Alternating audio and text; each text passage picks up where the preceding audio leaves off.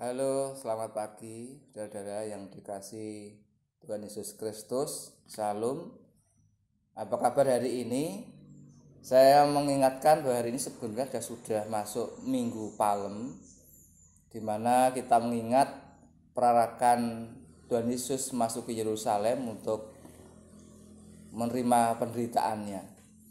Kita akan mendengarkan sabda firman Tuhan dari Matius 21 ayat 1 sampai 11 pada khotbah hari ini. Maka sebelumnya mari kita berdoa, mari saya antarkan. Tuhan Yesus yang Maha Baik, kami mengucap syukur atas berkat hari ini. Kami akan mendengarkan sabda firman-Mu. Berkati dan juga tuntun kami untuk memahami apa yang menjadi kehendak firman Tuhan. Di dalam nama Yesus Kristus kami berdoa. Amin.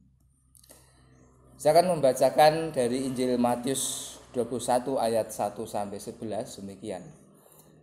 Ketika Yesus dan murid-muridnya telah dekat Yerusalem dan tiba di Betfage yang terletak di Bukit Zaitun, Yesus menyuruh 2 orang muridnya dengan pesan, "Pergilah ke kampung yang di depanmu itu, dan di situ kamu akan segera menemukan seekor keledai betina tertambat dan anaknya ada di dekatnya. Lepaskanlah keledai itu dan bawalah keduanya kepadaku. Dan jikalau ada orang yang menegur kamu, katakanlah, Tuhan memerlukannya, ia akan segera mengembalikannya." Hal itu terjadi supaya genaplah firman yang disampaikan oleh Nabi. "Katakanlah kepada putri Sion, lihat, rajamu datang kepadamu, ia lemah lembut dan mengendarai seekor keledai beban yang mudah." Maka pergilah murid-murid itu dan berbuat seperti yang ditugaskan Yesus kepada mereka. Mereka membawa keledai betina bersama anaknya, lalu mengalasinya dengan pakaian mereka, dan Yesus pun naik ke atasnya. Orang banyak yang sangat besar jumlahnya menghamparkan pakaiannya di jalan. Ada pula yang memotong ranting-ranting dari pohon-pohon dan menyebarkannya di jalan. Dan orang banyak yang berjalan di depan Yesus dan mengikutinya dari belakang berseru, katanya, "Hosana bagi anak Daud, diberkatilah dia yang datang dalam nama Tuhan, Hosana di tempat yang maha tinggi." Dan ketika ia masuk ke Yerusalem, gemparlah seluruh kota itu, dan orang berkata, "Siapakah orang ini?" Dan orang banyak itu menyahut, "Inilah Nabi Yesus dari Nazaret di Galilea." Saudara yang dikasihi dalam Yesus Kristus, tema khotbah hari ini adalah rendah hati tanda anak Tuhan.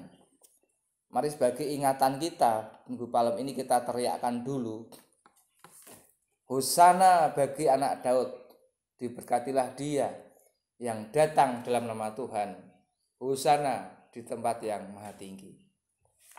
Saudara, di tengah zaman yang penuh kompetisi seperti sekarang ini, seperti tema kita, kata rendah hati, rasanya sulit untuk menemukan orang yang rendah hati pada zaman ini.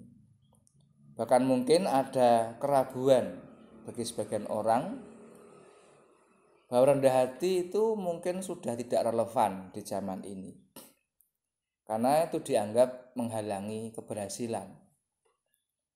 Maka anggapan seperti ini membuat orang untuk menjadi seseorang, atau katakanlah dadi wong dalam bahasa Jawa, dan penolakan untuk menjadi bukan siapa-siapa atau nobody itu tidak diterima, karena orang ingin menjadi sama seperti yang lain yang sukses, sehingga ada dorongan yang sangat kuat untuk menjadi yang penting, dianggap penting, bahkan menjadi diakui di tengah masyarakat.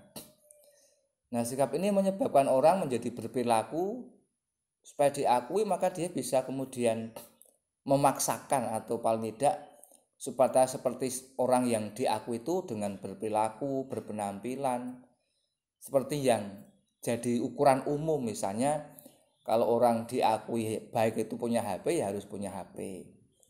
Kalau orang itu diakui berada, ya harus berpakaian baik, selalu baru, berpenampilan ya tidak sederhana. Itu yang terjadi sekarang ini.